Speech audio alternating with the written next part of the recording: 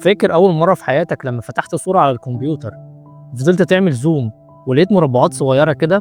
المربعات الصغيرة دي اسمها بيكسلز، ودي كانت سر أكبر نقلة في تاريخ التصوير. زمان الصورة كانت كيمياء وفيلم والشريط لازم يتحط في محلول، لكن في لحظة معينة العالم قرر يقول من النهاردة التصوير هيبقى بيانات. وده كان بداية عصر جديد، عصر التصوير الرقمي. التصوير الرقمي اعتمد على فكرة عبقرية، بدل ما الفيلم يستقبل الضوء يبقى في قطعة إلكترونية هي اللي تستقبله. القطعة دي اسمها سنسور، وهي مخ الكاميرا الجديدة. السنسور بحول الضوء لملايين النقط الصغيرة جدا.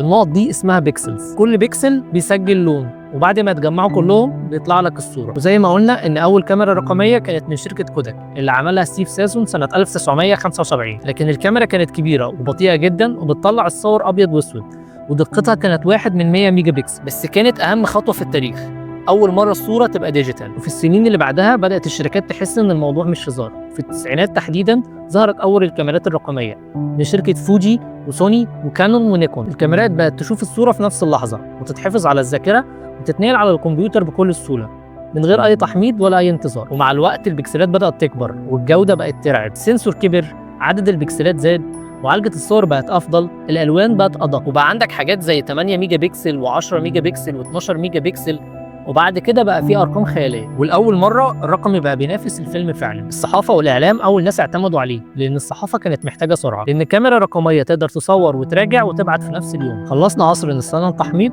وبدا عصر صور ونزل، ومن هنا بدا عصر الصوره السريعه. ومع دخول الالفينات التصوير الرقمي سيطر، استديوهات، صحافه، فوتوغرافرز، شركات، اعلانات، كلهم تحولوا للديجيتال. حتى كودك اللي كانت رافضه الفكره في الاول رجعت، بس رجعت متاخر. دي كانت لحظه ان التاريخ بيتبدل رسميا، من كاميرا ضخمه بدقه ضعيفه لثوره سيطرت على العالم. التصوير الرقمي ما كانش مجرد تحديث، ده كان زلزال تقني. وفي الحلقه الجايه هندخل اكتر جوه اللعبه دي، ازاي الكاميرات الرقميه بقت احترافيه، وظهور عصر الدي اس ال ار اللي خلى المصورين يدخلوا مستوى جديد تماما من التصوير.